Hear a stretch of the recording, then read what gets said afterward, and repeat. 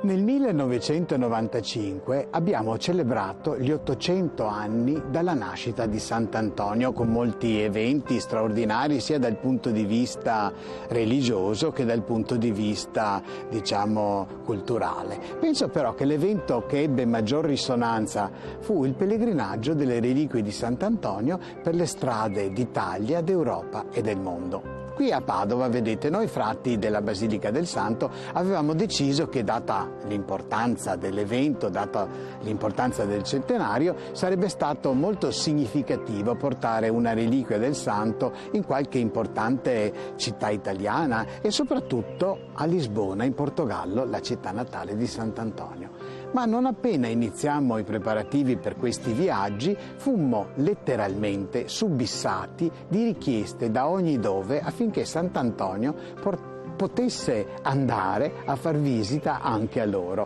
Iniziò così un pellegrinaggio, un viaggio per le vie del mondo che possiamo dire nell'arco di 30 mesi giunse in ogni continente. Un viaggio che dopo una breve pausa è ricominciato e che dura tuttora. Io ho avuto l'opportunità, fratelli e sorelle, di accompagnare Sant'Antonio in molti dei viaggi, soprattutto in Asia, America e Australia, e vi posso testimoniare che ciò che mi ha maggiormente colpito è stata la straordinaria accoglienza che a lui riservata dai devoti in qualsiasi luogo noi si arrivasse, tramite una sua reliquia. Come poter dimenticare per esempio l'arrivo a Timor-Est i cui abitanti piangevano i tanti morti dovuti all'occupazione da parte dell'Indonesia, o la processione con un enorme elefante in Kerala in India, o la messa celebrata tra gli aborigeni in Australia, o quella celebrata nella riserva indiana Pala in California. E che dire delle visite ai carcerati e persino nel braccio della morte nelle Filippine. Naturalmente le reliquie che hanno partecipato al primo grande tour, che è durato dal 1995 al 1997 e che ancora oggi continuano a viaggiare in auto, nave e persino aereo, sono più di una. Ma c'è una cosa che hanno tutte in comune: hanno tutte parti di resti mortali di Sant'Antonio rivenute durante la ricognizione del 1981. Ovviamente hanno tutte la stessa importanza e lo stesso valore religioso, però tra tutte ce n'è una che io personalmente prediligo particolarmente, ed è quella della costola fluttuante. Ora ve la faccio vedere. Eccola qui. È una reliquia molto piccola. D'altra parte, le costole fluttuanti sono le ultime della gabbia toracica e si chiamano così perché non si connettono con lo sterno. A me piace pensare che questa piccola costola fosse vicina al cuore di Sant'Antonio e mi pare che mi comunichi tanto amore. Ma non mi è cara solo per questo. Nel gennaio del 1995 questa reliquia ha fatto visita al monastero delle Carmelitane a Coimbra in Portogallo, dove viveva in clausura Suor Lucia, una dei 3 veggenti di Fatima che l'ha venerata con grande fede. Poi nell'anno 2000, l'anno del grande giubileo, ha fatto anche visita alla città di Buenos Aires in Argentina. Là nella cattedrale della capitale, Sua Eccellenza Monsignor Jorge Mario Bergoglio, ora Papa Francesco, ha benedetto proprio con questa reliquia i devoti della sua città.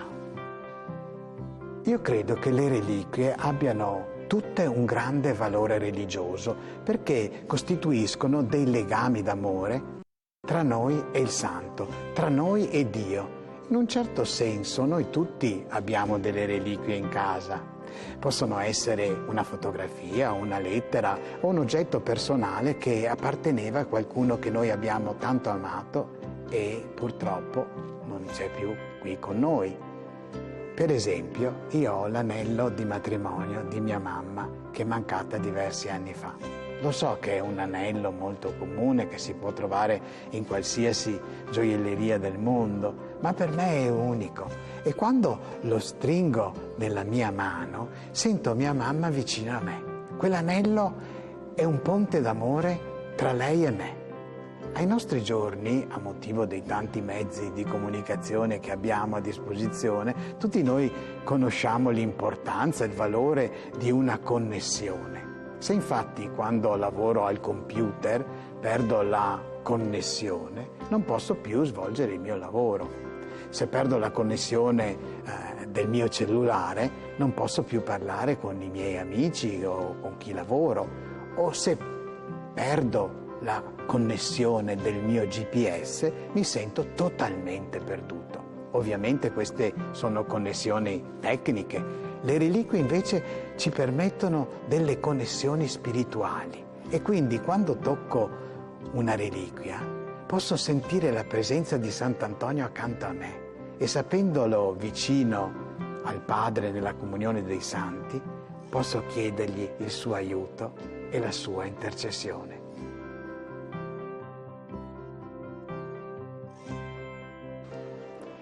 Nel salutarvi e ringraziarvi per essere stati con me durante questo viaggio alla scoperta delle reliquie di Sant'Antonio, desidero pregare con voi ancora una volta qui davanti alla tomba di Sant'Antonio. Caro Sant'Antonio, modello di grande santità, aiutaci a vivere da veri cristiani. Apri il nostro cuore all'amore sincero verso i nostri fratelli e sorelle, in modo che non ci chiudiamo mai in noi stessi, ma che siamo sempre disposti ad aiutare il nostro prossimo. Ti preghiamo, caro Santo, intercedi per noi presso il Padre. Amen. Carissimi amici di Sant'Antonio, benvenuti a Padova, la città dove il nostro caro Sant'Antonio è morto nel 1231, la città che da allora ha il privilegio di custodirne il corpo, la città che grazie a lui è conosciuta in tutto il mondo. Ogni giorno arrivano qui nella sua basilica migliaia e migliaia di pellegrini che in Antonio vedono l'amico, il consigliere, il grande intercessore così vicino al Signore da poter quasi sussurrare le nostre preghiere. Il corpo di Sant'Antonio evidentemente si trova all'interno della basilica, ma tutto intorno vi sono edifici, spazi, chiostri che fanno parte del cosiddetto complesso antoniano, una immensa corona tempestata di pietre preziose al cui centro vi è collocata una perla di grande valore, la tomba di Sant'Antonio. Nei 13 momenti in cui è diviso il nostro tour, cercherò di farvi apprezzare la bellezza di tutto il complesso antoniano, ma oltre a questo cercherò di capire con voi la fede, l'amore e la spiritualità che la grande figura di Sant'Antonio è riuscita a trasmettere agli autori, agli artisti delle grandi opere d'arte che vedremo nel complesso antoniano, che è costituito naturalmente, oltre che dall'ampio sagrato dove mi trovo in questo momento, dalla Basilica del Santo, dal convento con i suoi 5 chiostri, anche dall'oratorio di San Giorgio e dalla Scoletta che sono qui nel nostro piazzale e che potete vedere alla mia sinistra.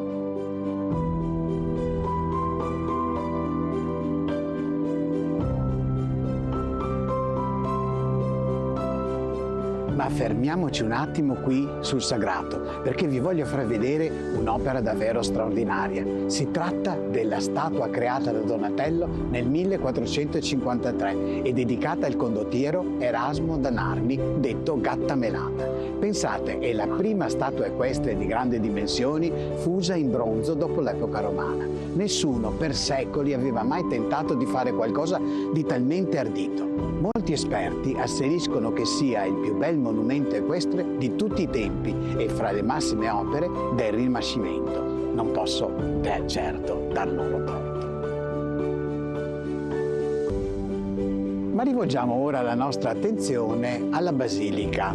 I padovani, che amavano moltissimo Sant'Antonio, decisero subito dopo la sua morte nel 1231, di costruire un santuario degno di accogliere il corpo di Sant'Antonio e naturalmente le folle che accorrevano da ogni parte perché volevano venerarlo. I lavori iniziarono subito, quello stesso anno, con l'idea di costruire una chiesa a croce latina e a una sola navata, ma poi durante le varie fasi di costruzione ci furono diversi cambiamenti. Il più geniale fu certamente quello del 1265, quando su ispirazione della Basilica di San Marco a Venezia vennero innalzate 6 grandiose cupole e 2 poderosi campanili gemelli che ricordano quasi dei minareti.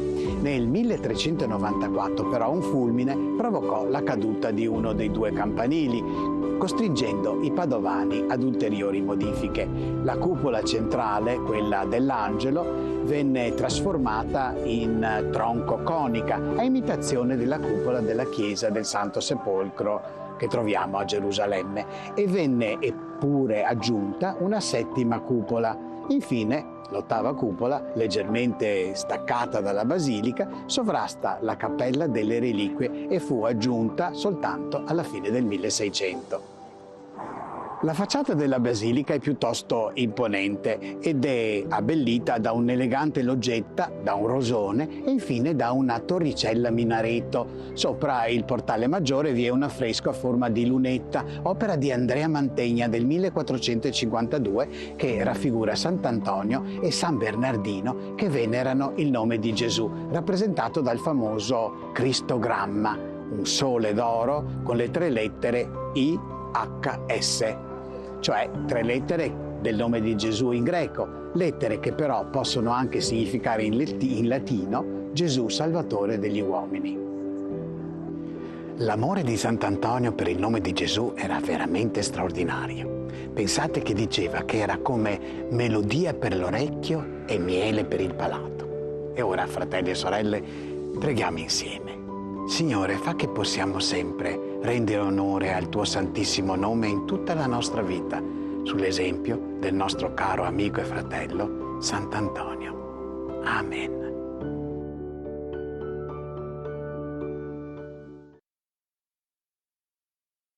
Ci troviamo davanti all'oratorio di San Giorgio, un vero e proprio gioiello del Trecento che dal 2021, insieme ad altre opere della Basilica del Santo e della città di Padova, è stato incluso dall'UNESCO tra i patrimoni dell'umanità.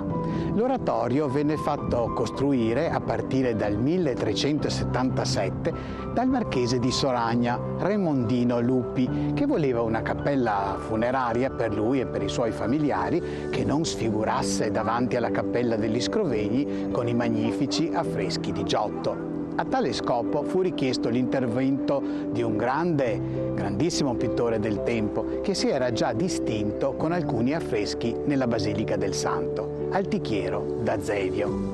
Prima però di entrare, date un'occhiata al bassorilievo in pietra sopra l'ingresso. Rappresenta San Giorgio, protettore della nobile famiglia dei marchesi di Soragna, che uccide il drago. Mi trovo ora davanti alla tomba di Raimondino. Anticamente era un elaborato monumento al centro della cappella, però durante l'occupazione di Padova da parte dei francesi, da parte di Napoleone nel 1797, il monumento fu brutalmente manomesso ed oggi ne resta solo il semplice sarcofago in marmo. Pensate che durante l'occupazione francese l'oratorio di San Giorgio fu trasformato prima in carcere e poi in stalla e le pareti furono intonacate ricoprendo tutti i preziosi affreschi che per fortuna vennero riportati alla luce nel 1837. La parete di sinistra è completamente dedicata a San Giorgio, a cui è intitolato l'intero oratorio, e i vari affreschi riproducono episodi della vita leggendaria del nobile cavaliere cristiano, compreso naturalmente quello dell'uccisione del drago. È interessante notare nella fascia alta un affresco che mostra Rolandino con la moglie Matilde, che vengono presentati da San Giorgio alla Vergine Maria seduta in trono col bambino Gesù. Sono seguiti dai familiari, ciascuno dei quali è accompagnato dal suo santo protettore. Nella parete di destra, nella fascia alta, 4 affreschi rappresentano momenti della vita di Santa Caterina d'Alessandria, venerata nel Medioevo come patrona dei filosofi e degli studenti, mentre nella fascia inferiore altri affreschi ci raccontano il martirio di Santa Lucia da Siracusa, vittima della persecuzione dell'imperatore Diocleziano nel 304. Di stupenda bellezza è l'affresco del suo funerale. sia per il tono vellutato dei colori che per i vividi volti dei personaggi. Mi trovo ora davanti alla parete d'entrata. Qui possiamo ammirare 5 affreschi che raccontano la nascita e l'infanzia di Gesù. In alto possiamo ammirare la lunetta con l'Annunciazione, seguita poi dal grande affresco dell'Adorazione dei pastori. Notate come San Giuseppe scruta i pastori che giungono da lontano.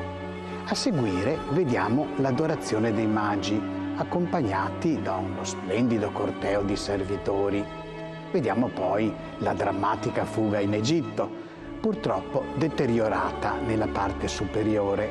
E infine ecco la presentazione di Gesù al Tempio con il vecchio Simeone che teneramente abbraccia Gesù. La parete sopra l'altare è decisamente mozzafiato con la splendida crocifissione, è così realistica che non pare quasi un dipinto. Notate con quanta drammaticità il pittore descriva la folla turbolenta attonita davanti alla morte del Salvatore e lo straziante dolore della Vergine assistita da un gruppo di pie donne. Subito sopra uno splendido affresco ci presenta Gesù in trono che pone una preziosa corona sul capo di Maria, mentre nei loro sguardi si nota un atteggiamento di grande dolcezza. In un'antica biografia di Sant'Antonio c'è un episodio che mostra la sua grande fede nell'efficacia e nella potenza della croce. Il santo, dopo un giorno di predicazione e di confessioni, prima di prendere il meritato riposo, si pose in devota orazione. Improvvisamente il diavolo lo assalì e lo afferrò per la gola così fortemente che quasi lo avrebbe soffocato. Ma Antonio, facendosi il segno della croce e invocando il nome della Vergine Maria, mise in fuga l'immondo spirito, che dovette così riconoscere di nulla potere contro il grande servo di Dio. Questa storia ha dato origine a quello che viene comunemente chiamato il Breve di Sant'Antonio, preghiera che, pensate, Papa Sisto V, un francescano, ha voluto fosse iscritta sulla base dell'obelisco che si trova in Piazza San Pietro a Roma. Ed è proprio con questa preghiera che vorrei concludere questa nostra breve visita all'oratorio di San Giorgio. Preghiamo.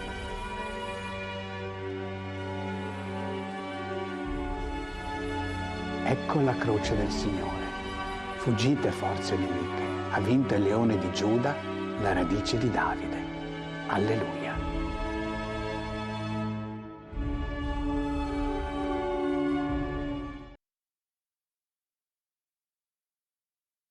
L'edificio della Scuola del Santo, detta anche Scoletta, è la sede dell'Arciconfraternita di Sant'Antonio. Noi andremo al piano superiore, che deve la sua fama ad un ciclo pittorico straordinario. Pensate, 18 dipinti di autore del Cinquecento che illustrano i più famosi miracoli di Sant'Antonio. Prego, seguitemi. L'Arciconfraternita venne creata, pensate, quasi subito dopo la morte di Sant'Antonio nel 1231, per continuare, almeno in parte, l'apostolato del santo. Gli scopi dell'Arciconfraternita sono molto semplici: la formazione spirituale dei propri membri, la diffusione della devozione a Sant'Antonio e la pratica della carità, perché, come dice Sant'Antonio, la carità è l'anima della fede, la rende viva. Senza l'amore la fede muore. In un dipinto di Francesco Veceglio ecco il priore dell'Arciconfraternita mentre sta distribuendo il pane ai poveri nel nome del santo. Infatti tutte le biografie di Sant'Antonio attestano quanto egli amasse i poveri e con quanta carità e sollecitudine se ne prendesse cura. Dopo aver predicato, pensate, e confessato per ore e ore, non si tirava mai indietro per aiutare i suoi frati a distribuire pane e minestre ai poveri della città.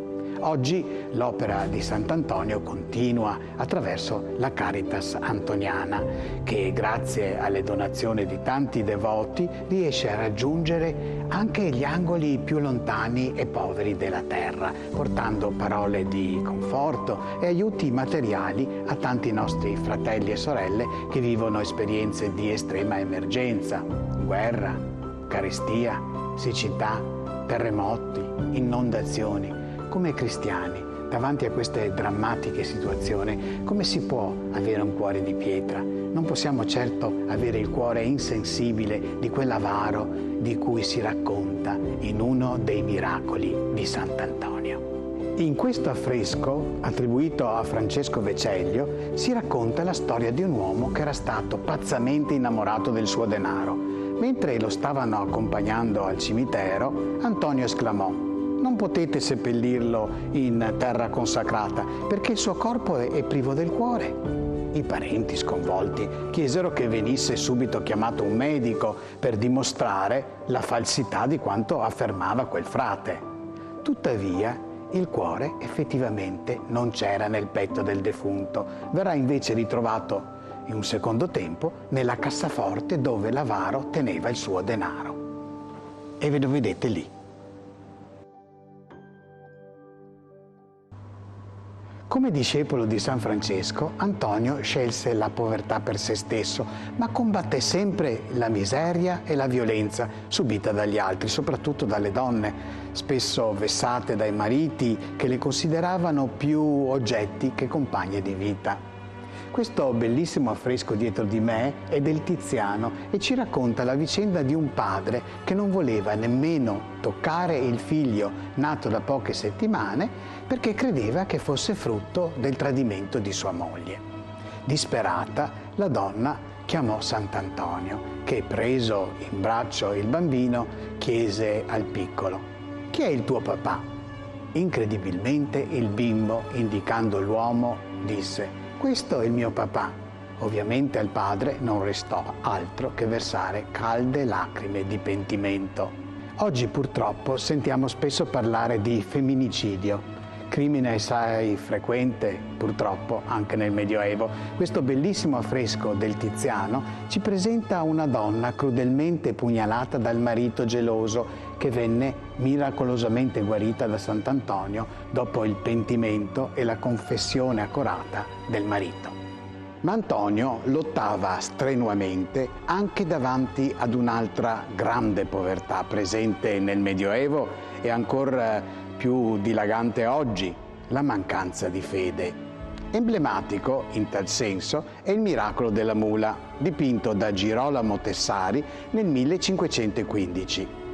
Degli eretici negavano la presenza di Gesù nell'Eucarestia. Uno di loro pose allora a Sant'Antonio una sfida alquanto particolare. Se lui, che aveva la fama di essere un santo, fosse riuscito a far comprendere alla sua mula la vera presenza di Cristo nell'ostia consacrata, allora si sarebbe convertito. Straordinariamente, ciò avvenne veramente alcuni giorni dopo, nel sagrato davanti alla chiesa. Nonostante la mulla fosse rimasta digiuna per parecchi giorni, rifiutò la biada e si inginocchiò davanti all'Eucarestia. Davanti alla bellezza e al profondo insegnamento di questi dipinti, rivolgiamo la nostra preghiera al nostro caro santo perché possa ravvivare la nostra fede nella grazia e nella misericordia del Padre. Pertanto preghiamo: caro Sant'Antonio, sappiamo che la nostra fede è debole, ma tu che possedesti questa virtù in modo mirabile e la suscitasti con la predicazione alla gente, rendila più forte in noi e aiutaci a rendere più cristiana la nostra vita in modo da essere veramente degni figli del Padre che è nei cieli. Amen.